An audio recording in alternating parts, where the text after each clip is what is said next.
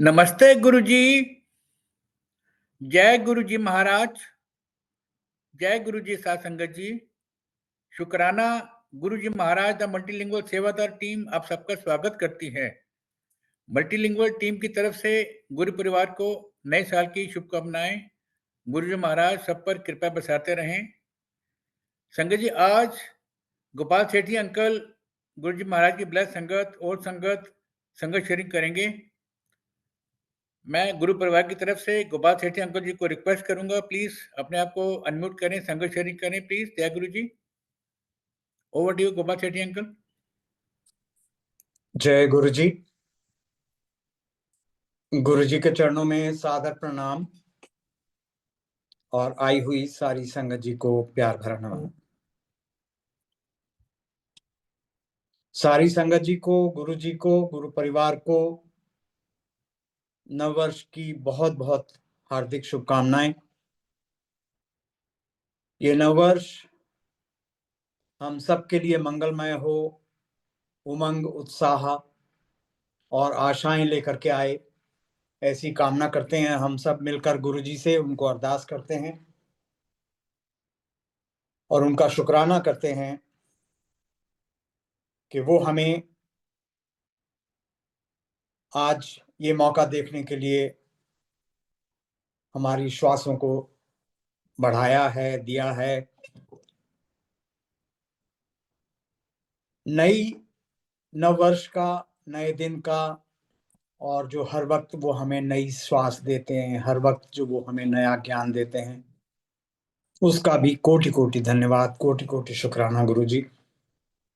और शुक्राना है मल्टीलिंगुअल टीम का, सुरेश वासन अंकल का, जिन्होंने आज ये मुझे मौका दिया कि मैं गुरु के सानिध्य, गुरु परिवार के सानिध्य बैठकर गुरु जी की कुछ बातें करूं, गुरु जी के कुछ सत्संग शेयरिंग करूं।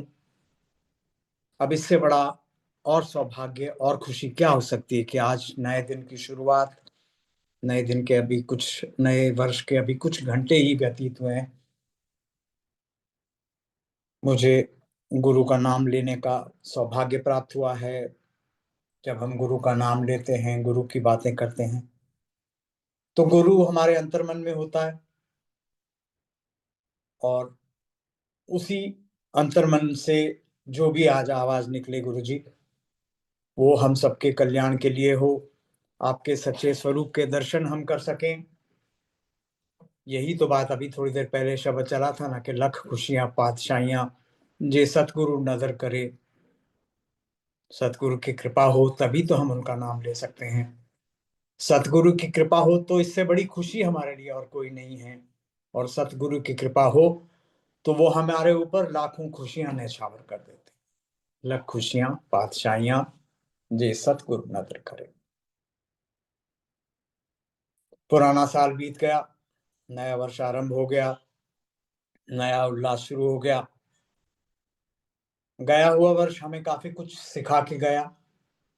जो कोई भी पहले जितने भी श्वासें गुरु ने हमें दी हैं, जो भी वर्ष हम व्यतीत कर चुके हैं अपने अपने जीवन में, वो सब हमें कुछ ना कुछ सिखाते हैं। और नया वर्ष जब आता है वो भी कुछ सिखाने के लिए आता है। तो गुरु जी, आप हमारे साथ हमेशा रहें। सतगुरु प्यारा मेरे नाल है, तो गुरु अगर हमेशा साथ रहेगा, हम चाहेंगे कि गुरु हमारे साथ रहे, तो हमारी हर एक श्वास मीनिंगफुल हो जाएगी, बहुमूल्य हो जाएगी, प्राइसलेस हो जाएगी। तो इसी भावना के साथ आज का सत्संग मैं आरंभ करता हूं। और सबसे पहले गुरु के स्वरूप के दर्शन इन चार पंक्तियों से कि गुरु करता गुरु करणहार, गुरुमुख सच्ची सोई, गुरु ते बाहर किछ नहीं, गुरु कीता लोड़े सो होई, गुरु तीरथ गुरु पार जात, गुरु मनसा पूरणहार, गुरु दाता हरि नाम दे, उधरे सब संसार।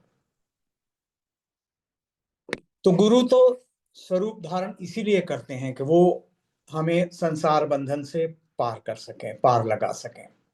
ऐसा गुरबाणी में भी नियत है जो मैंने अभी पढ़ा, और यही बात शिव पुराण के माध्यम से भी गुरुजी हमें समझा के गए। उन्होंने कहा शिव पुराण पढ़ो, और शिव पुराण में बहुत ही स्पष्ट रूप में ये दर्शित है कि महादेव ने कहा मैं गुरु का रूप धारण करके आऊंगा और कलयुग में अपने ही कर्मों के बंधन में बंधे दुखी पीड़ित जीवों का कल्याण करूंगा। वो आए, उन्होंने अपनी संगत इकट्ठा करनी शुरू की। Initially there were a few, may not be even hundreds, फिर उसके बाद hundreds, thousands, lakhs, crores, millions, billions and now trillions. यूं कहें तो ये सारा ब्रह्मांड उनकी ही संगत है, लेकिन हम में से अनेक ऐसे हैं जो गुरु को भूले बैठे हैं, रब को भूले बैठे हैं। गुरुजी ने तो यही कहा ना कि मैं तुम्हें रब से मिलाने आया हूं, लोकी रब नु भूले बैठे ने। तो ये सब संगत इकट्ठी करी, और सबसे पहले क्या करा, हमारे रोग कष्ट मानसिक तनाव उनको हरना शुरू किया। फिर हमें सुख समृद्धि प्रदान करनी शुरू की। वो कहा करते थे, तब हमें थोड़ा समझ में नहीं आता था। गुरुजी कहते थे कि लैना लग जानी है, मंदिर दी दीवारां टूट जानी है। दीवारां टूटने से मतलब अभी हम देख रहे हैं कि कितना मंदिर का एक्सपेंशन हो रहा है। दैट मीन्स वो आगे बढ़ रही हैं दीवारें। पहले जब गुरुजी कोई भी फंक्शन बड़े मंदिर में किया करते थे तो there were a few thousands of sangat reaching there. शुरू में 1000, 2000, फिर 5000, 10,000, ऐसे ही संगत बढ़ रही थी, और उन्हीं के कहे स्वरूप आज लाखों में। एंड आई एम श्योर, मैं तो ये सत्संग आपके साथ अपने घर में बैठ के कर रहा हूँ, लाखों की संगत जा रही है गुरु जी के मंदिर, उनसे आशीर्वाद लेने, उनसे ब्लेसिंग्स लेने कि हे प्रभु, आपने जो समय अब तक बिताया वो बहुत अच्छा रहा, आगे का समय भी अच्छा रहे। इस नव वर्ष के पहले दिन आपके दर्शन हो जाए, आपका सानिध्य हो जाए, तो इससे बड़ी बात क्या हो सकती है। फिर उन्होंने जो कल्याण किए उसकी महिमा का गुणगान अपने आप से नहीं करा, अपने कुछ सेवादारों से नहीं कहा करने के लिए, हम सबसे स्वयं कहा कि जो जो कुछ हमने उस दरबार में पाया वो हम अपनी भाषा में, अपनी जुबान में, अपने तरीके से, अपने एहसास के अनुसार एक दूसरे से बांट लें।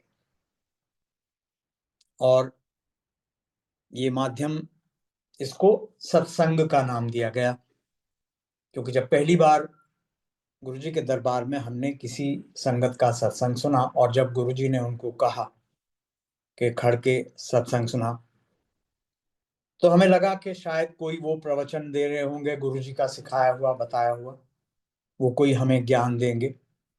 लेकिन जब वो खड़े हुए अपनी आप बीती सुनाने लगे, कैसे उनके शारीरिक मानसिक कष्ट दूर हो गए गुरु के दरबार में आने से, तो थोड़ा सा सोचने पर लगा कि ये कैसा सत्संग है। लेकिन धीरे धीरे गुरुजी के कृपा से, गुरुजी की दया से ये सब समझ में आने लगा कि यही तो सत्य का संग है। एक सच्ची बात जो मैं आपसे कहता हूं, जो आप मुझसे कहते हैं, जो कोई और किसी और से कहता है कि हम गुरुजी के दरबार में गए, हमारा ये कल्याण हुआ, तो उस पर विश्वास करना सहज हो जाता है। हम पुराणों में भी पढ़ते हैं, ईश्वर की कृपा के कई रूप देखे हैं हमने, कैसे भगवान कृष्ण ने एक छोटी सी उंगली पर गोवर्धन पर्वत को उठा लिया, कैसे हनुमान जी संजीवनी बूटी का पर्वत ही ले आए उठा करके, कैसे बाबा गुरु नानक पत्थर के ऊपर पंजा लगाकर हाथ से उसको रोक दिया, इतनी बड़ी चट्टान को। तो ये सब जब हम पढ़ते हैं तो थोड़ा सा असंभव जैसा दिखता है, लेकिन ईश्वर की कृपा में कुछ भी असंभव नहीं है, क्योंकि ईश्वर की पहुंच वहां तक है, गुरु की पहुंच वहां तक है जहां कोई नहीं पहुंच सकता।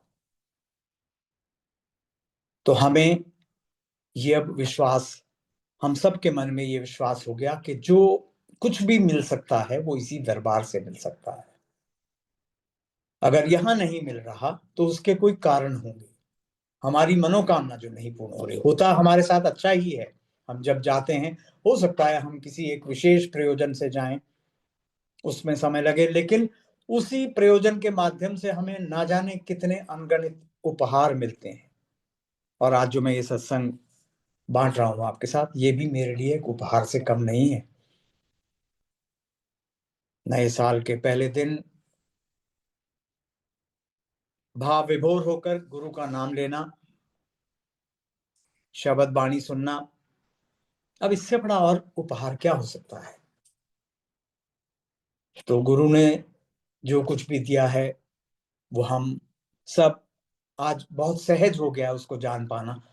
पहले तो अंपायर स्टेट में जो संगत आती थी, जो बैठते थे, गुरुजी जब किसी को कहा सत्संग सुनाने के लिए, सुना दिया।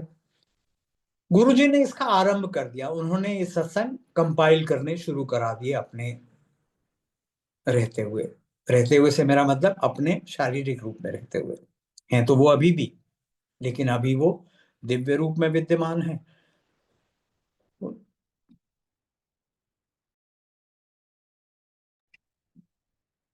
तो वो सत्संग जो गुरुजी ने अपने समय में एकत्र कराए, उनको एक स्वरूप दिया गया, लाइट ऑफ डिविनिटी, दिव्य आभा के रूप में। आज हम जूम के माध्यम से लाखों करोड़ों संगत तक पहुंच रहे हैं। फेसबुक के माध्यम से सुरेश जी ने बहुत ही अच्छा सुंदर ये प्लेटफॉर्म बनाया, जो इन सत्संगों को ही नहीं, गुरुजी की बताई हुई जो भी बातें हैं, जो भी उन्होंने ग्रंथ अध्ययन के लिए बताया, शिव पुराण, गुरबाणी का ट्रांसलेशन, दिव्य आभा का, लाइट ऑफ डिविनिटी का ट्रांसलेशन मल्टीलिंगुअल, मल्टी लैंग्वेजेस में, तो ये सेवा विरलों को ही मिलती है।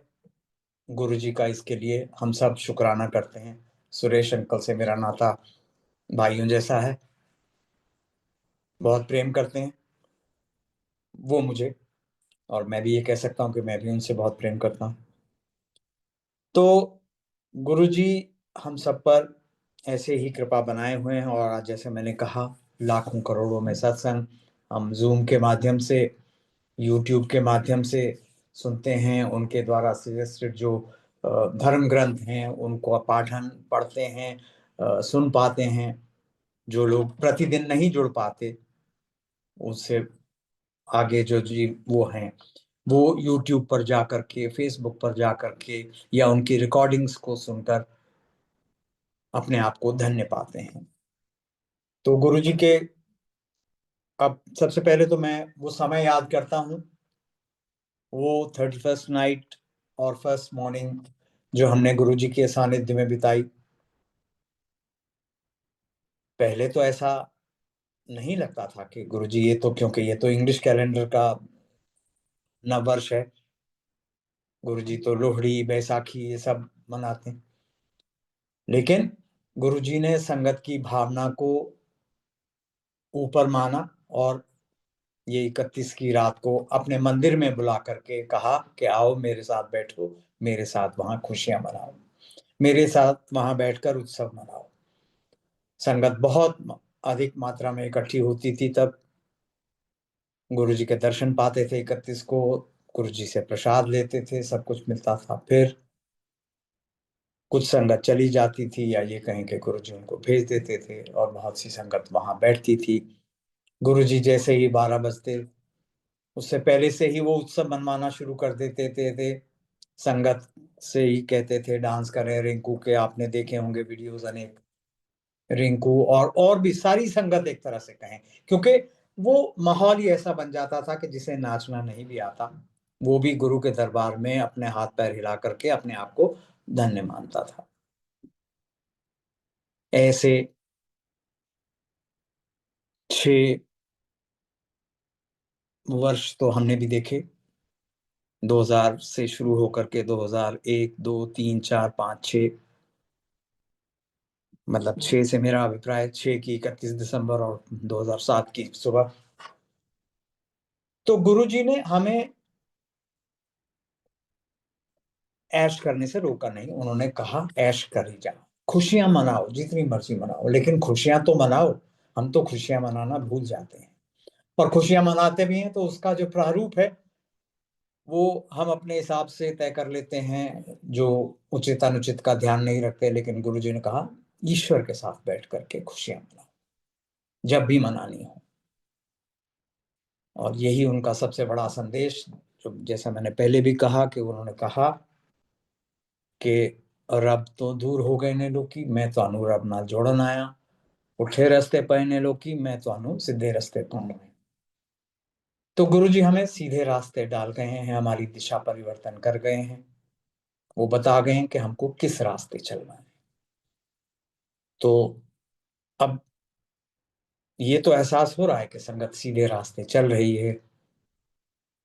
हर एक की अपनी अपनी गति है, अपना अपना समय लेते हैं हम हर चीज को समझने में, हर चीज पर आगे बढ़ने में। लेकिन as long as we are in the right direction, we are bound to reach our destination, which is Shivlok, गुरुलोक। गुरुजी ने अपने स्वरूप हम सबको दिए और कहा कि इनसे बातें किया करो, इनके आगे बैठ करके पाठ किया करो, इनके आगे बैठ करके अरदास किया करो। हालांकि ये भी उन्होंने कहा कि मंगो नहीं मनो। मेरा एहसास ये कहता है कि मांगने के लिए मना नहीं किया उन्होंने। उन्होंने ये कहा कि मांगने से पहले मानना तो जानो कि किससे मांग रहे हैं, हम क्या मांग रहे हैं। क्योंकि वो कहा करते थे मेरे तो सही चीज तो कोई मंगता नहीं, असल चीज तो कोई मंगता नहीं। क्योंकि जब हम ये जान जाएंगे कि हमारे सामने, हम अगर मार्केट स्पेस में भी जब जाते हैं तो हम डायमंड मर्चेंट के पास जाकर के स्पाइसेस नहीं खरीदते। डायमंड मर्चेंट से डायमंड ही खरीदा जाता है, डायमंड ही मांगा जाता है। तो गुरु से मांगना है तो ऐसी चीजें मांगे ना जो जो हमें वैसे उपलब्ध नहीं होती। और बाकी सारी चिंताएं तो उन्होंने हमें मार्गदर्शन हमारा किया ही है कि वो, और ये एक एश्योरेंस भी दे के गए हैं, ब्लेसिंग्स ऑलवेज। उनकी ब्लेसिंग्स का अर्थ है कि हमारे हमारे जीवन में कभी कोई माड़ा समय नहीं आएगा। और माड़ा समय से अभिप्राय हमारे सामने दुख तकलीफ कष्ट नहीं आएंगे। अभी जब मैं ये कहता हूं कि दुख तकलीफ कष्ट नहीं आएंगे, इसका मतलब ये नहीं कि हम बिल्कुल अजर अमर हो गए। हम जीव हैं, हमारा शरीर है, ये शरीर शनै शनै क्षीण होता जाता है। आज वातावरण इतना दूषित है, बीमारियां वैसे ही हवा में हैं, पानी में हैं, अन्न में हैं। लेकिन उनके सानिध्य से हम बहुत हद तक उनसे बचे रहेंगे, और जब कोई कष्ट आएगा भी तो गुरुजी उसको वहन करने की क्षमता भी प्रदान करेंगे, हम पर दया करेंगे। वो हम पर दया कर रहे हैं, करेंगे तो कहना उचित नहीं, कर रहे हैं। तो मैं बात कर रहा था कि उस समय की जब वो गुरुजी खुशियां मनवाते थे, अब इससे बड़ी खुशी और क्या हो सकती है कि गुरुजी के साथ बैठ करके हम तालियां बजा रहे हैं, हम नृत्य कर रहे हैं, गुरुजी अपने हाथों से सबको प्रसाद दे रहे हैं। उससे पहले ब्लेस्ड लंगर भी उन्होंने कराया सबको। और देर रात तक, लगभग ये कहें कि किसी कोई कोई संगत, हमारा भी कई बार सौभाग्य ऐसा हुआ कि सुबह 4 बजे, 5 बजे, 6 बजे वहां से मुड़ना हुआ। तो गुरुजी ने हमें कोई ऐसा, मतलब देखिए कितनी बड़ी बात है कि गुरुजी अप्रोचेबल हैं आज भी। तभी तो वो कह गए कि तुम मेरे स्वरूप को ऐसे साधारण स्वरूप मत समझो, मैं तुम्हारी सुनता हूं। He is approachable, he is amenable. हम हमारे अंदर उतनी श्रद्धा, उतनी भावना तो होनी चाहिए ना, हम ये विश्वास तो होना चाहिए ना कि हाँ गुरुजी अप्रोचेबल है। गुरुजी ने यही समझाने की कोशिश की कि जब से सृष्टि बनी है, उनका जो विष्णु स्वरूप है वो हमारी पालना करता है, उनको ये जिम्मेदारी दी है पालने की। तो हम क्यों चिंता करते हैं, क्यों व्यथित होते हैं, क्यों अनावश्यक भाग दौड़ में पड़े रहते हैं। इसीलिए तो कहा कि ऐश करो, जो कुछ रब ने हमें दिया है उसको कंज्यूम करना तो सीखें। उसको हम तो नई कामनाओं के साथ पहुंच जाते हैं कि हमें एक गाड़ी तो दे दी गुरुजी, पर एक नहीं पूरी पड़ती। तो ऐसे करके हम भागदौड़ में निहित हैं, हम पीछे नहीं हटना चाहते, और उस भागदौड़ में पड़े रहना कोई गलत भी नहीं है, कार्य में लगे रहना कुछ गलत नहीं है। लेकिन केवल पैसा पैसा ऐश्वर्य, या ये कहें कि पूंजी इकट्ठी करते रहना और उसका सही रूप से वितरण ना करना, वो तो अनुचित है। यही बात हमें गुरुजी ने समझाई।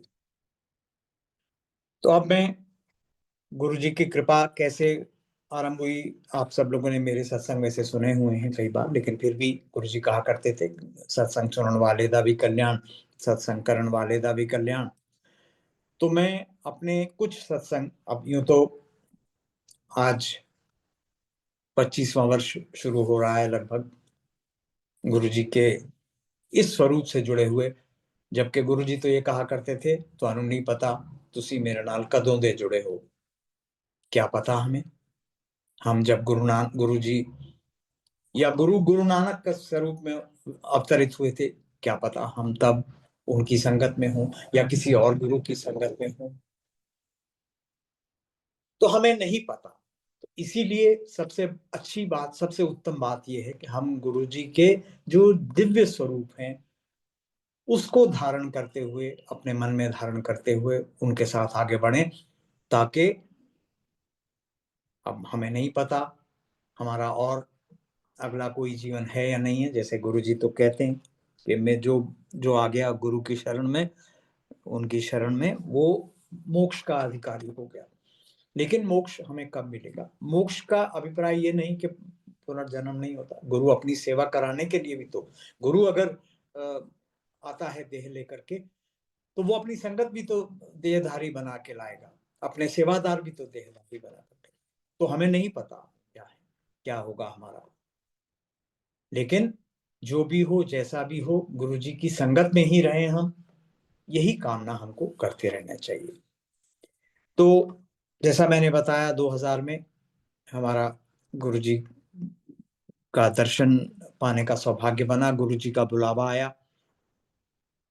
मेरी आंटी पिछले 18 साल से बीमार चल रही थी, उससे पहले के 18 साल की बात कर रहा हूं मैं, 2000 से पहले।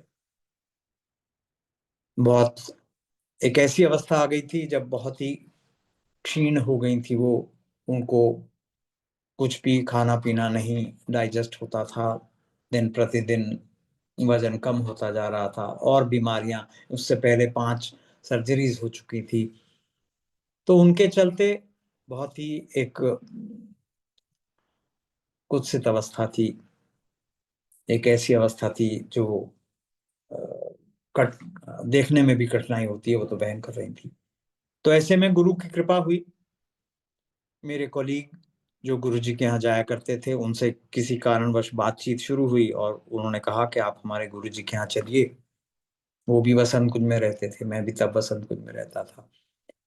वो हमें गुरु के दरबार तक लेके गए, उन्होंने सब समझा दिया गुरु दरबार कैसा है। तब तक हमें गुरुजी के दर्शन नहीं उपलब्ध हुए थे, क्योंकि गुरुजी के स्वरूप इस रूप में नहीं आसानी से मिल जाते थे। गुरुजी एक तो अपने हाथों से ही अपना स्वरूप देते थे, और अगर किसी को दिया भी था तो वो उनको आज्ञा नहीं थी या क्या था, वो दिखाते भी नहीं थे कि ये गुरुजी हैं।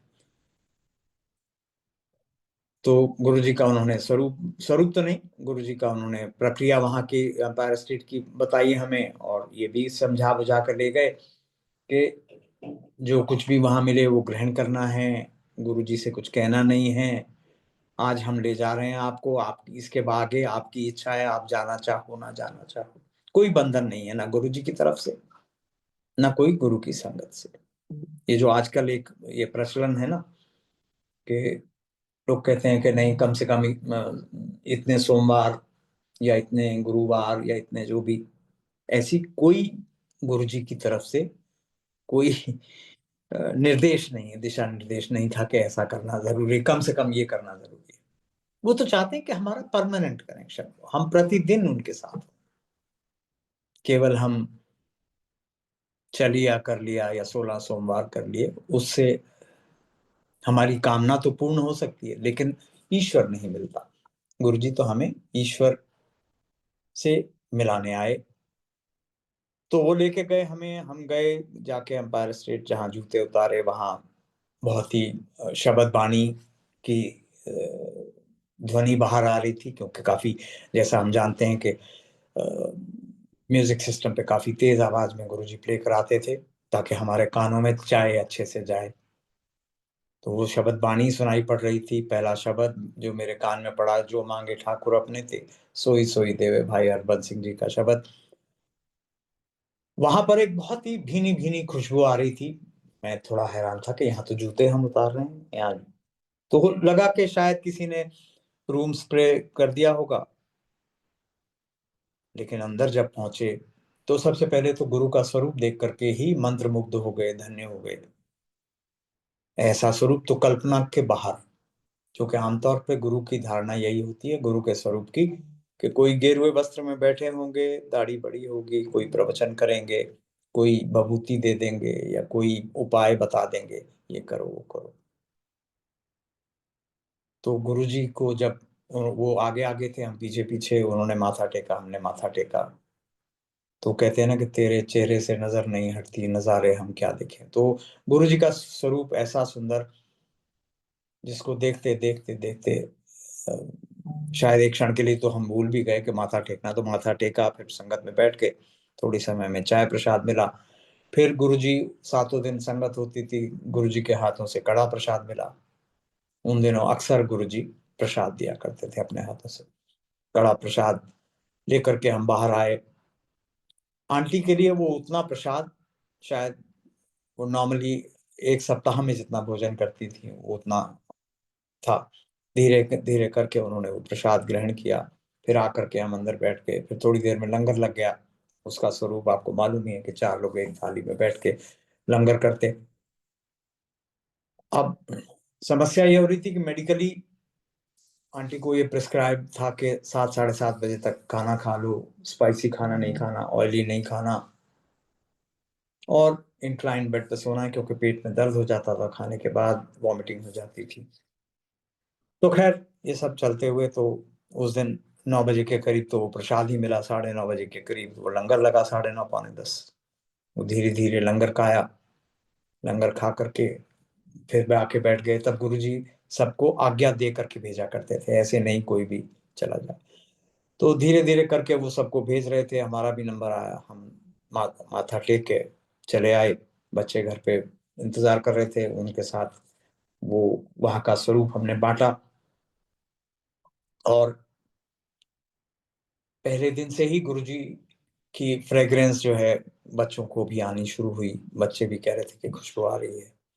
तो ऐसे बात करते करते हम थोड़ी चिंता में थे, मैं और आंटी, कि पता नहीं क्या होगा, इतनी देर से लंगर किया है, थोड़ा स्पाइसी भी था, और प्रसाद भी खाया जो रिच होता है, घी होता है उसमें, तो वो मेडिकली तो प्रिस्क्राइब नहीं था।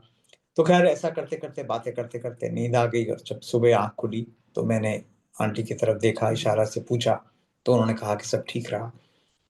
तो पहले दिन से ही वो एक जो कहते हैं कि गुरुजी ने एक विश्वास जो क्रिएट करना था वो कर दिया, आस्था जो क्रिएट करनी थी वो कर दी। ऐसे करके दिन बीतने लगे, हम जाने लगे। गुरुजी की कृपा रही, मेहर रही कि प्रतिदिन जाना होता था।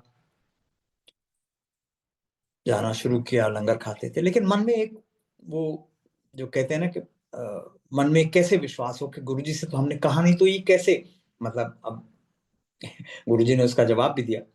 एक दिन 10-12 दिन बीत गए, मैं हम बैठते थे, तो एक दिन ये सोच के गए कि आज गुरुजी से कहना है।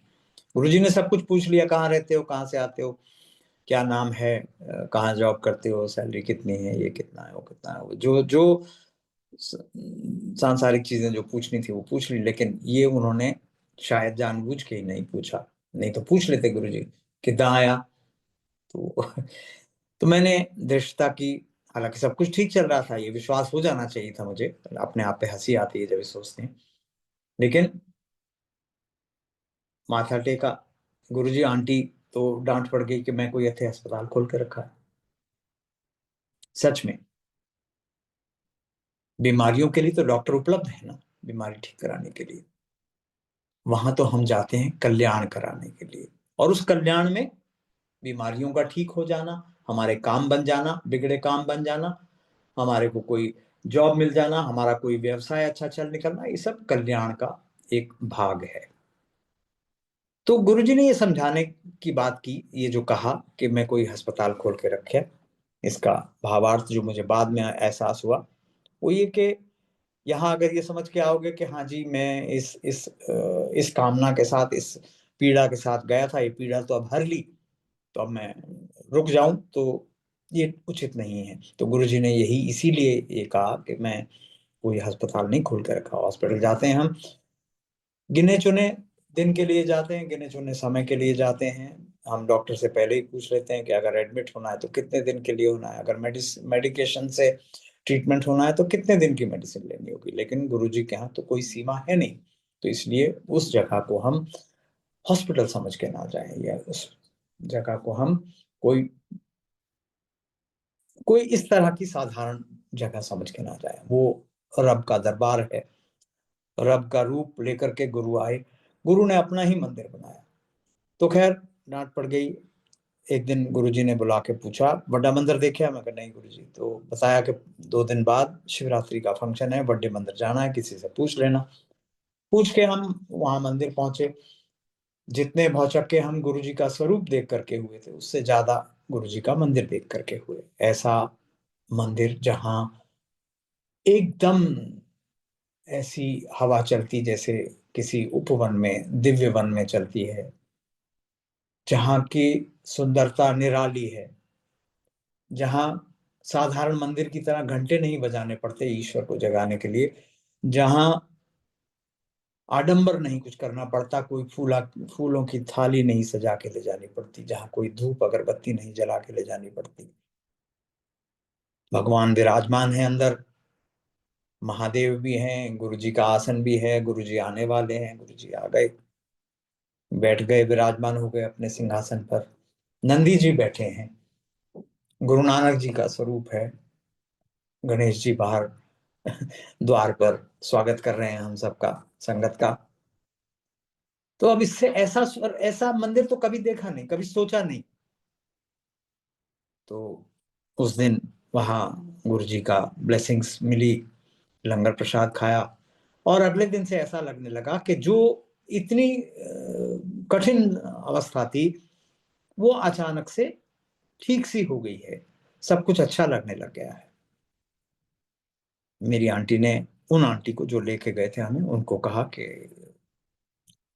अब ना मैं बहुत अच्छा फील कर रही हूँ, तो लगता है गुरुजी की ब्लेसिंग्स मिल गई है, कल्याण हो गया है। तो उन्होंने जाके गुरुजी से कहा, तो गुरुजी ने उनको सत्संग ये सुनाने के लिए कहा। उस दिन, उसके अगले दिन से ये सेवा मुझे दी गई। मुझे बोला गया कि आप अपना सत्संग आंटी का सुना। तो मैं वहां खड़े होकर के सत्संग सुनाता।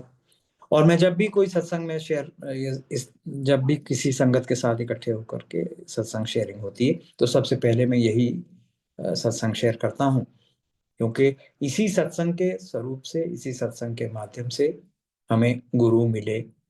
हम तो भूले बैठे थे, हम तो, गुरु ने तो हमारी उंगली पकड़ी हुई थी, मगर हम छुड़ा के भाग गए थे, इधर उधर मेले में खो गए थे। तो गुरु की कृपा हुई, वापस आ गए, उन्होंने हाथ पकड़ लिया हमारा, और जैसा मैंने कहा उनकी कृपा हुई। 27 मई को जो संगत हुई गुरु जी की फिजिकल प्रेजेंस में लास्ट, तब तक बहुत कम ऐसा हुआ कि हम कोई दिन संगत अटेंड ना कर पाए हों। और जब अटेंड नहीं कर पाते थे किसी कारणवश भी, कोई सामाजिक कारण या कोई, तो अच्छा नहीं लगता था। तो ये कृपा हुई। अब इसमें 2 बातें मैं और ऐड करके ये सत्संग संपूर्ण करूं, कि एक दिन मैं ये सत्संग सुनाकर यहीं संपूर्ण किया, तो फिर गुरुजी ने मुझे पीछे से टोका, उस जिपर वाली गलते दसी नहीं। तो मैं थोड़ा विचलित सा हुआ कि ऐसी जिपर वाली तो कोई बात थी नहीं इसमें सारे सत्संग में। लेकिन तभी मुझे ध्यान आया कि 95 में जब हम जब आंटी का एक सर्जरी हो रही थी दिल्ली के एक हॉस्पिटल में, तो वहाँ हम दोनों आपस में बात कर रहे थे कि तेरे को डॉक्टर हर चीज़ के लिए ना ऑपरेशन सर्जरी बता देते हैं, और वो भी एब्डोमिनल। तो मैं उनको बोलूँगा कि तुम्हारे एब्डोमेन में ज़िपर लगा दें, ताकि वो उनको आगे कभी कोई सर्जरी करनी हो तो ईज़ी हो जाए। तो it was just a joke, just to cheer her up. तो गुरुजी ने ये बात कह के मुझे एहसास भी दे दिया कि ये मतलब ये दरबार ऐसा है, यहाँ कुछ भी छुपा नहीं है, हर मिनट का हर पल का लेखा जोखा मेरे पास है। तो इसलिए कभी कुछ भी छुपाने की या कुछ गलत करने की चेष्टा ना करना।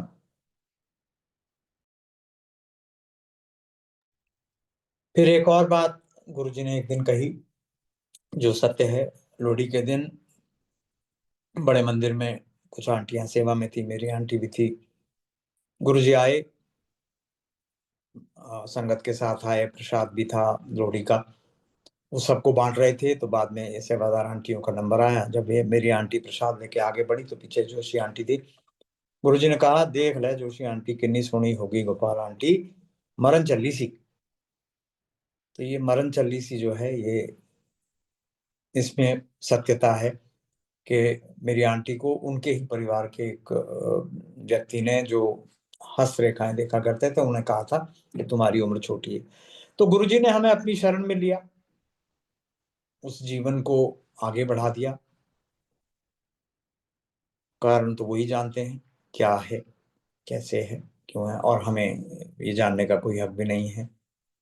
आज आंटी अंकल हम दोनों गुरुजी के छत्र छाया में हैं, जिंदगी बहुत अच्छे से चल रही है, गुरुजी की कृपा बनी हुई है। तो ऐसे अनेक सत्संग हैं संगत जी, मतलब जो जीवन के हर पहलू को हमारे टच करते हैं, चाहे वो बच्चों की एजुकेशन हो, चाहे वो बच्चों की जॉब रिलेटेड चीजें हों, ग्रैंड चिल्ड्रन हो, कोई व्यवसाय की बात हो, या कोई और भी मानसिक तनाव हो, या कोई भी और रुके हुए बिगड़े हुए काम हो। यूं तो गुरुजी हर पल हमारे हमारे जीवन का एक हिस्सा होते हैं, और ये गुरु की कृपा ही है कि वो हर पल हमारे को एक नया, जैसे मैंने आरंभ में भी कहा, एक नई श्वास, एक नया ज्ञान देते हैं।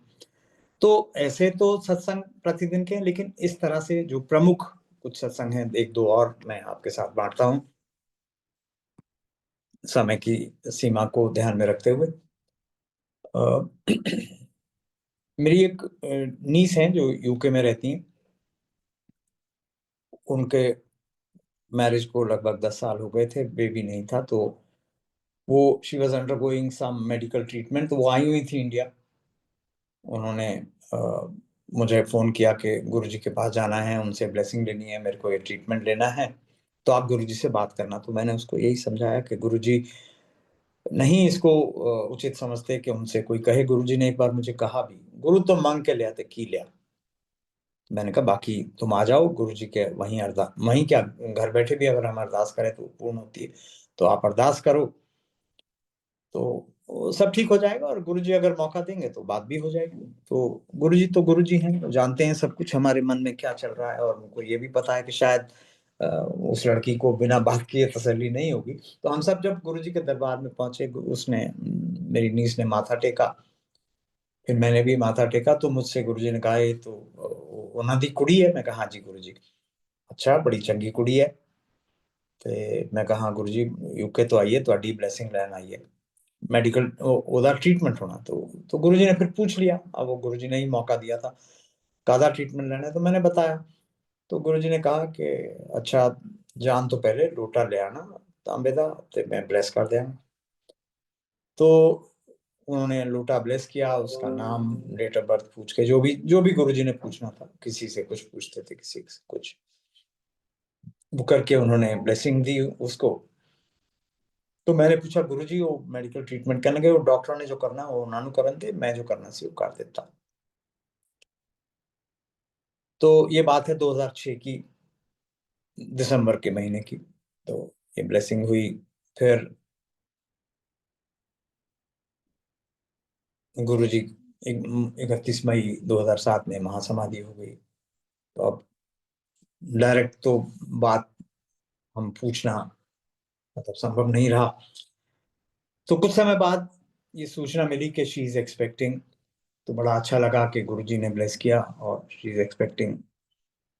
तो लेकिन प्रेगनेंसी कॉम्प्लिकेटेड थी, तो उसने अपने मदर और पेरेंट्स को वहां बुलवा लिया क्योंकि काफी कठिनाई में थी। हॉस्पिटलाइज भी होना पड़ा उसको पहले से ही।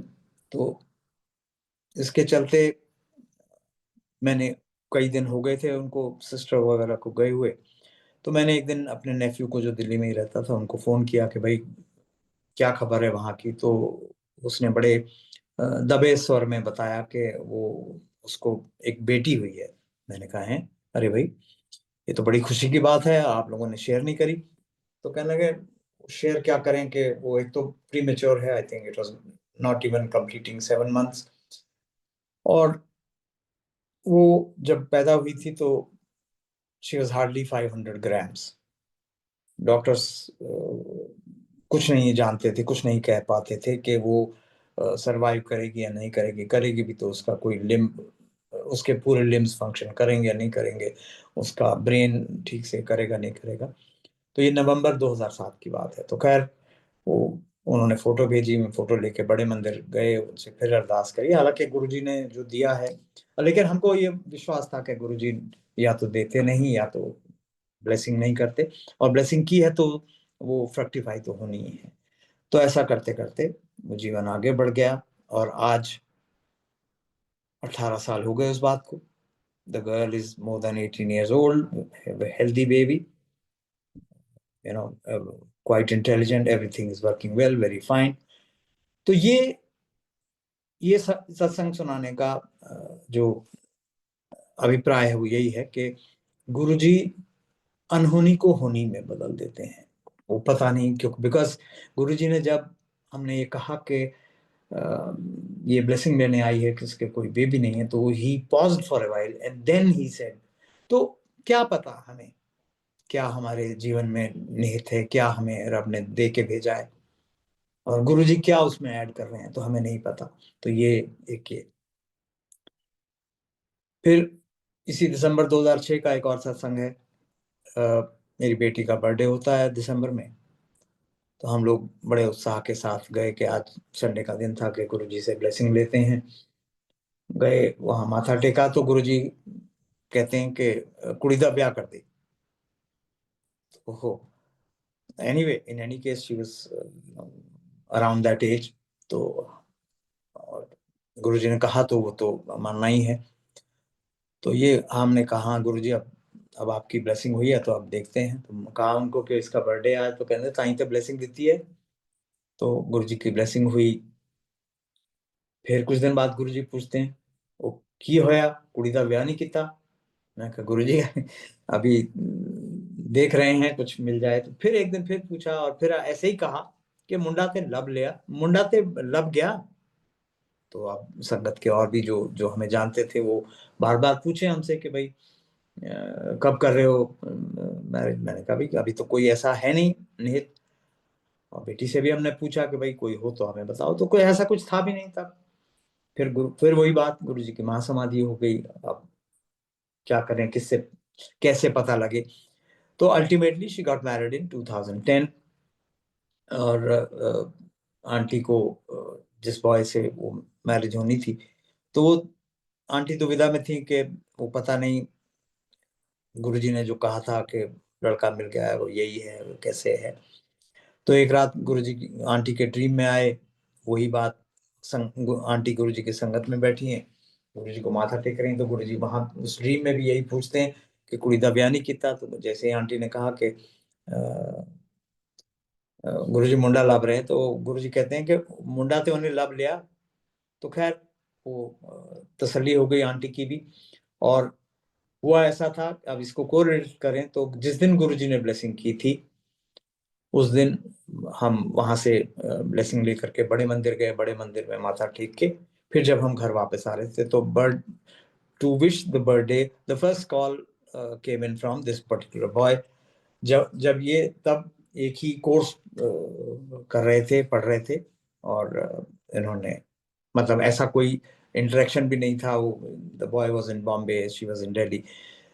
तो गुरुजी तो वही बात फिर से दोहराता हूँ कि गुरुजी तो सब कुछ, भूत भविष्य सब पता है उनको. तो कब क्या होने वाला है, कौन कैसे मिलने वाला है, कब नियत समय कैसे होना है. तो ये गुरुजी की कृपा है. और एक और सत्संग जो अभी रिसेंट का ही है, 2021 का, मेरा अपना, वो भी मेडिकल रिलेटेड है. 2020 कोविड ईयर है, एज वी ऑल नो. उस टाइम पे मेरी तबीयत कुछ खराब रहने लगी, जब एंड एंड 2020 की बात है. तो I was coughing a lot. मुझे थोड़ा हाफना शुरू हो गया, पेंटिंग होती थी. I kept losing my weight. तो काफी थोड़ा मतलब ऐसा कुछ गलत नहीं हो रहा था, बट इट वाज वरीसम के वेट क्यों इतना कम हो रहा है, और कंटिन्यूअस कॉफिंग हो रही है, और भी कुछ कुछ सिम्टम्स थे जो ठीक नहीं थे.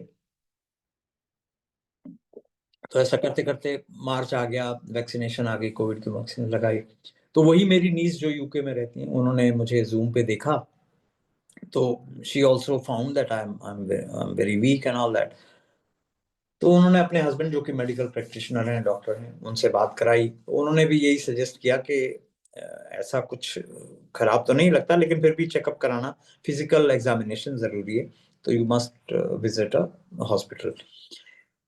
तो इंजेक्शन, वो वैक्सीनेशन लगी थी, तो उन्होंने कहा कि 3 हफ्ते बाद चले जाओ. लेकिन Guruji was pushing me to go early.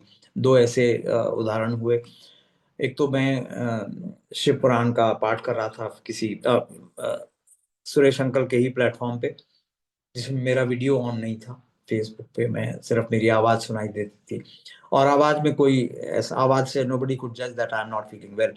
तो जैसे होता है फेसबुक पे कमेंट्स आते हैं, तो देवर सो मेनी कमेंट्स, ओम नमः शिवाय, जय गुरु जी, ये इस तरह के आते हैं. एक कमेंट लास्ट में, वो भी, हाँ, वो थोड़ा वियर्ड सा, गेट वेल सून. तो मुझे थोड़ा हैरानी हुई कि भाई ये गेट वेल सून का क्या संदर्भ है इसमें.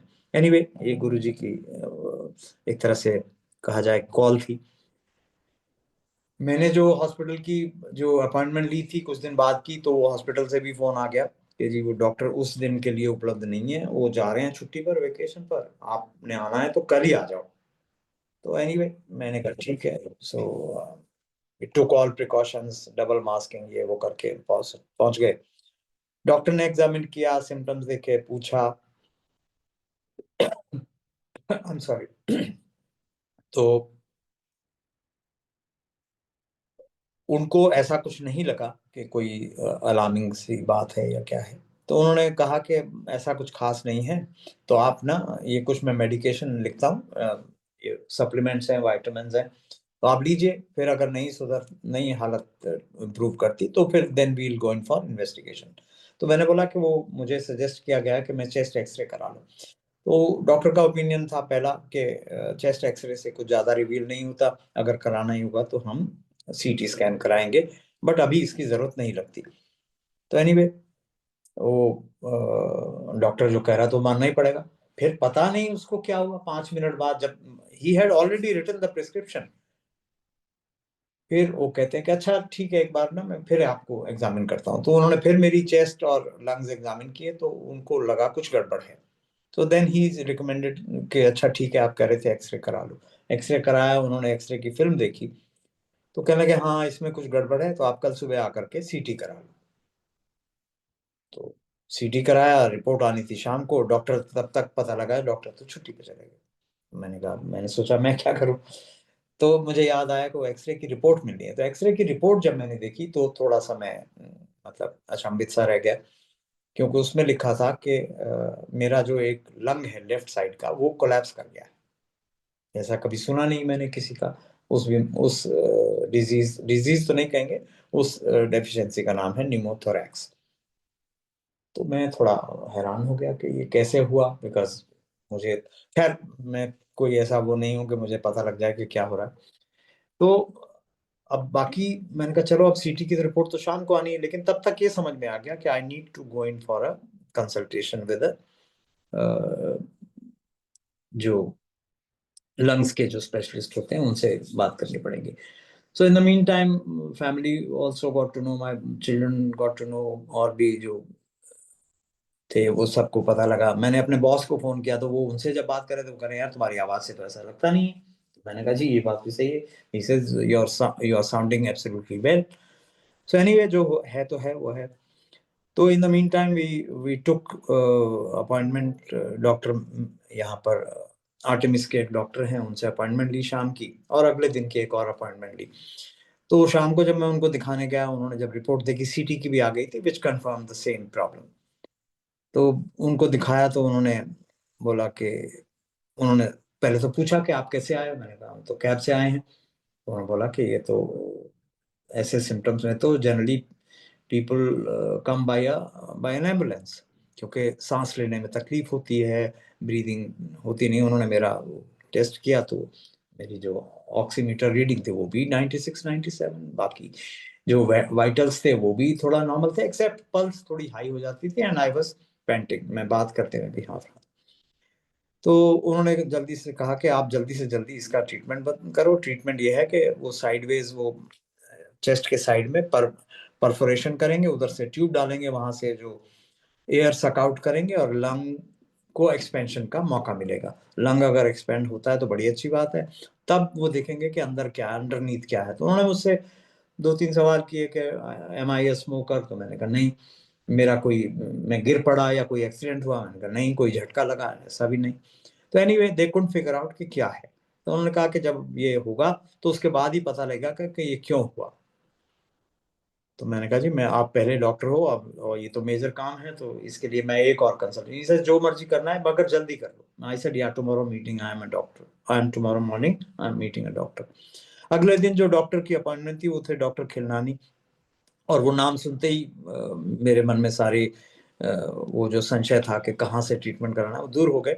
डॉक्टर खिलनानी वो हैं जो एम्स में थे तब। अभी तो वो इस पुष्पावती हॉस्पिटल साकेत में उसमें थे। तो गुरुजी उनके यहाँ सत्संग करके आए हुए हैं, और जब गुरुजी 30th नाइट को हॉस्पिटल में एडमिट हुए कुछ समय के लिए, तो डॉक्टर खिलरानी ने ही उनको अटेंड किया था। So then it it was very simple for me to make a decision. तो अगले दिन मैं गया, उनसे भी यही बातचीत हुई, उन्होंने भी यही कुछ सजेस्ट किया। एक अलग सी बात ये हुई कि वो मेरे जो एक्सरेज लगे हुए थे उनके वॉल पे, जो उनको देखने थे, वो एक्सरे नहीं देख रहे थे, मुझे देखे जा रहे थे, मुझे देखे जा रहे थे, मुझे देखे जा रहे थे। वो जो उनका जूनियर जो उनको बता रहा था वो भी शायद सुना अनसुना करके फिर बाद में पूछा हाँ क्या हुआ, ये हुआ वो हुआ और करके। तो उन्होंने भी वही बताया, और फिर मैं शाम को वहाँ एडमिट हुआ, मेरा वो परफोरेशन हुई। तो यही बताया गया था कि 4-5 दिन लगेंगे और आपको घर भेज देंगे। वो अगर कोई उसके बाद कोई अंडरनीथ कोई डिजीज है, कोई इन्फेक्शन है, तो उसका ट्रीटमेंट कर लेंगे। तो वो सब अच्छा हो गया। अगले दिन ही वो एक्सपैंड होना शुरू हो गया, 70-80% एक्सपैंड कर चुका था। तो अब मैटर ये था कि 80-90-100 कब तक पहुंचे, तो उसके लिए कुछ दिन एडमिट रहना था। मेरे को रिलीव करने से पहले या वो ट्यूब निकालने से पहले वो एक प्रोसेस होता है कि वो उसको क्लैंप करते हैं कि पता लग जाए कि ये वापस तो नहीं हो रहा। तो वही उनका शख्स वही निकला। वो जैसे ही वो क्लैंपिंग करते थे, वो लंग कोलैप्स होना शुरू हो जाता था धीरे धीरे। तो वो चल रहा था, 2 दिन बीत गए, 3 दिन बीत गए, ऐसा करते करते संगत जी मैं वहां 14 दिन एडमिट रहा। 14वें दिन मेरी छुट्टी हुई। इन द मीन टाइम बड़ी हलचल सी हो रही थी कि मैं कहा इन्होंने तो 4-5 दिन बोला था, ये तो इतने दिन हो गए, ठीक नहीं हो रहा, कि ये हो रहा है, क्या करेंगे। वो जूनियर डॉक्टर आया, मैंने उससे पूछा तो उसने बोला हो सकता है कोई वहां परफोरेशन हो आपके लंग में, तो उसको तो सील करना पड़ेगा, उसके लिए तो चेस्ट खोल के ऑपरेशन करना पड़ेगा। तो थोड़ा सा घबरा गया मैं। बड़े वो डॉक्टर खिलनानी से पूछा कि ऐसे ऐसे, तो उन्होंने डांट दिया उस डॉक्टर को भी मुझे भी। उन्होंने कहा हमने कुछ कहा आपको? नहीं अभी नहीं कुछ कहा, तो आप अपना चुपचाप रहिए, हम देख रहे हैं अभी। तो वही हुआ। कुछ दिन बाद एक दिन रात को मुझे एक ड्रीम आया कि मेरे बेड पे एक छोटा सा स्नेक आया है, और वो कहने को तो स्नेक है, लेकिन बट वेरी क्यूट। वो आया जा रहा है और मैं उसको शू शू करके हटा रहा हूँ हाथ से, वो हट नहीं रहा, और मेरे उसी साइड में जहां से परफोरेशन हुआ था उसको टच करते हुए वो चला गया। जब मैंने नेक्स्ट डे अपने बेटे को ये ड्रीम सुनाया तो उसने कहा कि अब आपका ये ठीक हो जाएगा, दिस इज एन इंडिकेशन। और वही हुआ। उस दिन जो क्लैंपिंग की तो उसका रिजल्ट ये था कि नो रिवर्सल। तो उन्होंने कहा कि डॉक्टर ने आया, जब वो देखा तो उन्होंने कहा ठीक है, हम आपको छुट्टी कर देते हैं। मैंने कहा डॉक्टर साहब अभी तो ये हुआ है तो एक दिन तो, कहने लगे आप ही कह रहे थे जल्दी जाने के लिए। तो एनीवे वो अगले दिन का समय लिया, फिर दोबारा एक्सरे हुआ तो the result was positive. 80-90% improve हो गया था। अंडरनीथ कोई इन्फेक्शन नहीं था गुरुजी की कृपा से ना। आमतौर पर ये सस्पिशन था कि ट्यूबरकुलोसिस हो सकता है या कुछ और हो सकता है, मेलिग्नेंसी भी हो सकती है। तो वो कुछ नहीं था, गुरुजी की कृपा थी। मुझे 14 दिन उन्होंने क्वारंटीन किया वहां। मैं सब कुछ, everything was pretty much normal except for that perforation. मैं खाना भी ठीक से खा रहा था, रेगुलर मील्स, वॉक भी कर लेता था वहाँ। अपना ऑफिस का भी काम मैंने फिर वहां से शुरू कर दिया। हॉस्पिटल में बैठ के एक दिन सत्संग भी किया। तो ये गुरुजी की कृपा थी। तो गुरुजी हमारे ऊपर आए हुए संकट को, बड़े को छोटे में बदल देते हैं। वो कहा करते थे कि मैं 90% जो कष्ट हैं तुम्हारे हर लेता हूँ, 10% भुगत लो, मैं 9.5 अपने कर्म काट लो। तो यही संगत जी, ये कुछ 3-4 सत्संग थे। सत्संग तो बहुत हैं, जैसे मैंने कहा हर पल कुछ ना कुछ ऐसा होता है जिसमें गुरु जी की प्रेजेंस, गुरु जी की इंटरवेंशन दिखाई देती है। तो वो, लेकिन ये मेजर इंसिडेंट्स ऐसे थे जो, और थोड़ा सा मैंने डिटेल में बताया कि गुरु की कृपा कैसे हम पर इस प्रकार होती है कि गुरु हमारे बड़े से बड़े रुकावटों को, बड़े बड़े से दर्दों को कैसे हर लेते हैं। तो संगत जी बस यही आज का सत्संग है। आप सबको एक बार फिर से नए साल की बहुत बहुत शुभकामनाएं। एक बात मैं, before I end, I just want to say कि हमारे सत्संग में कुछ मैसेजिंग भी होनी चाहिए, और आज मेरे हिसाब से मैसेजिंग मेरी तरफ से यही है कि हमारे जीवन में दो शब्द होते हैं, मान मर्यादा। हम कोई भी काम करते हैं अपने जीवन में, अपने सांसारिक जीवन में, अपने परिवार में, अपने फ्रेंड सर्कल में, वो मान मर्यादा के निहित होना चाहिए। तो जब हम गुरु से मिल रहे हैं तो गुरु की भी मान मर्यादा का हमको विचार करना, रखना चाहिए अपने मन में। गुरु का मान तो हम सब करते हैं अपनी अपनी श्रद्धा से, अपनी अपनी समझ के हिसाब से हम सब गुरु को मानते हैं, और ये इस आस्था, इस श्रद्धा के साथ जाते हैं कि वो हमारा कल्याण करेंगे। लेकिन कुछ मर्यादाएं हैं जो जो हम शायद ठीक से नहीं समझ पाते या ठीक से उनका पालन नहीं कर पाते। अब देखिए, गुरु ने हमें अपना स्वरूप दिया और ये कह करके दिया कि ये स्वरूप है, ये मेरा स्वरूप, इसको आप मंदिर बना के जैसे भी रखो, इससे बातें करो, मैं आपके कष्ट निवारण करूंगा। अब उस स्वरूप पर अगर हम कुछ स्क्रिबल करते हैं तो क्या ये गुरु का मान है? उस स्वरूप पर हम अपनी भावनाएं, जो हमारी अपनी भावनाएं हैं, उसको गुरु का टोन एंड टेनर दे करके, वो प्रिस्क्राइब करके हम सर्कुलेट करते हैं, तो क्या ये गुरु का मान है? ये हमको सोचना पड़ेगा। हम अपने माता पिता के स्वरूप पर, अपने फ्रेंड्स के स्वरूप पर कुछ नहीं लिखते उनकी फोटो पर, तो के स्वरूप पर क्यों? तो ये हमको खुद विचार करना पड़ेगा। शायद हम इसको गलत नहीं मानते, क्योंकि हमारे को ये इतनी नॉलेज नहीं, इतना ज्ञान नहीं कि गुरु का स्वरूप कैसे संजो के रखने योग्य है। ऐसे ही गुरुजी ने जो अपने सत्संग और इन सब की मर्यादाएं तय की हैं कि गुरु का सत्संग हम ऑर्गेनाइज करें, उसमें शब्द बाणी का ही प्लेलिस्ट बनाई जाए, शब्द बाणी ही प्ले की जाए, क्योंकि वो गुरु का ज्ञान है। गुरु जी प्रवचन तो करते नहीं, वो इसी माध्यम से हमें कोई ना कोई ज्ञान, जो भी संगत आती है संगत अटेंड करने, किसी ना किसी शब्द में उनके लिए कुछ ज्ञान निहित होता है, तो वो हमको ध्यान करना चाहिए। गुरु ने संगत का स्वरूप, लंगर का स्वरूप बनाया सीधा और सरल। एक दाल, एक रोटी, दाल रोटी, सब्जी, चटनी, अचार, मीठा, यही सब। अब आडंबर करने को हम कितना मर्जी आगे बढ़ जाएं, लेकिन ये गुरु की बताई हुई मर्यादा से बाहर हो जाता है। हम गुरु का सत्संग जो ऑर्गेनाइज करें वो श्रद्धा और मन से करें, उसमें आडंबर की कोई जरूरत नहीं है। हाँ, गुरु को हम मान, उनके ऐश्वर्य के लिए मान जो भी देना चाहें दें, ठीक बात है। कोई कोई ब्लेसिंग्स गुरु की वो विशेषकर अपने लिए होती है, उसको उसी के साथ से संजो कर रखने की जरूरत है। गुरु ने कहा सेवा दान सिमरन ये सब करते रहो और गुप्त करो। तो हमको इन सब का, अगर हम इनका दिखावा करते हैं तो ये गुरु के मान मर्यादा के विपरीत है। तो इसलिए ये कुछ गुरुजी ने बहुत ही कम शब्दों में हमें हमारे जीवन को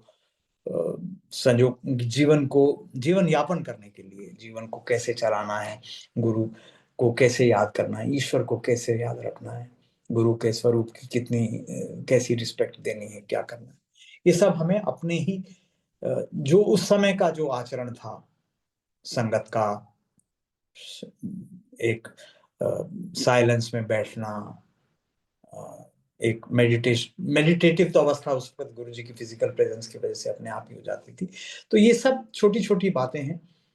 एक I feel hurt when I see such messages, क्योंकि मेरे परम पिता का अपमान दिखता है मुझे उसमें, कि जब हम वो फोटो का स्वरूप बदल देते हैं, उसके ऊपर कुछ कुछ लिख देते हैं, जिससे गुरुजी का स्वरूप तो कम, वो प्रवचन ज्यादा दिखाई देता है। तो ये इन चीजों का ध्यान करें। बीइंग संगत फ्रॉम दैट टाइम, जहाँ गुरुजी ने जो अपने ही गुरुजी ने ऐसे कोई डिक्टेट नहीं दिए हमको कि ये करना है या ये नहीं करना। कुछ कुछ कहे, इंडिविजुअल लेवल पे कहे, कुछ कुछ जनरल लेवल पे भी कहे। तो हमारा ये दायित्व तो बन जाता है बीइंग संगत फ्रॉम दैट टाइम, कि हम आपसे आपको ये बातें बताएं और आपसे निवेदन करें कि ऐसा ना किया जाए तो ज्यादा उचित रहेगा। तो जो भी संगत जुड़ी हुई है वो अपने आगे भी ऐसे ही बातें संगत को कहीं भी सत्संग में जाते हैं तो कहने में कोई हर्ज नहीं है। वो करें या ना करें वो उनके ऊपर है। गुरुजी भी किसी को फोर्सफुली कुछ नहीं कराते थे, तो ये सिर्फ एक भावना की बात थी। तो संगत जी, आप सबको एक बार फिर से नव वर्ष की शुभकामनाएं देते हुए आज का सत्संग यहीं विराम देते हैं। तो सुरेश अंकल, आपका बहुत बहुत धन्यवाद, आपकी टीम का बहुत बहुत धन्यवाद। जय गुरु ji. Over to you uncle. धन धन गुरु जी महाराज। महाराज ने साल के पहले दिन गुरु संगत को बहुत ही सुंदर सुंदर मैसेज सुनवाए। मैं नीलिमा भाटिया आंटी जी से रिक्वेस्ट करूंगा, प्लीज अपने आप को अनम्यूट करें। Over to you Neelima Bhatia aunty. जय गुरु जी, शुक्राना गुरु जी, शुक्राना बहुत बहुत मालिक, इस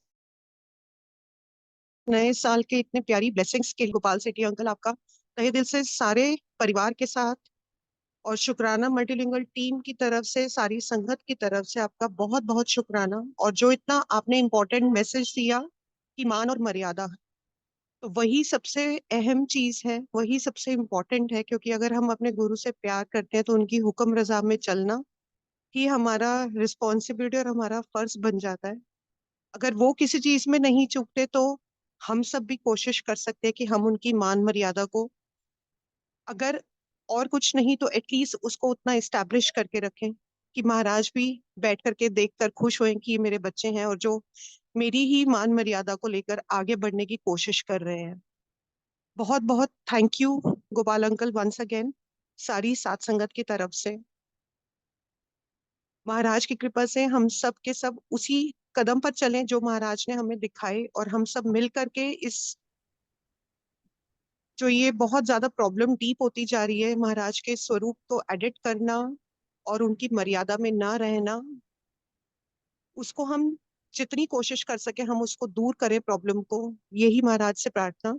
और एक बार फिर से गोपाल सेठी अंकल, आपके सत्संग और जितनी भी ओल्ड संगत है, ओल्ड मीन्स जो महाराज से मिल चुके हैं और जो हमारे सीनियर्स हैं, हम सबके लिए इतना मार्गदर्शन देते हैं, उसके लिए आपका बहुत बहुत थैंक्स, बहुत बहुत शुक्राना।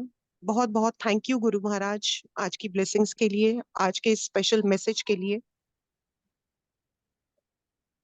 भोले भाव मिले रघुराई, तो हमारे भाव भोले हों और हम मान मर्यादा में रहें, हुक्म रजा में चले महाराज। ऐसी दया हम सब पे करो और ऐसी सद्बुद्धि सबको देना गुरु जी। Thank you Guru ji once again महाराज, बहुत बहुत शुक्राना। शुक्राना गोपाल अंकल, आई हुई सारी साध संगत का बहुत बहुत शुक्राना। थैंक यू गुरु जी। गुरु जी का बहुत बहुत शुक्राना। जय गुरु जी।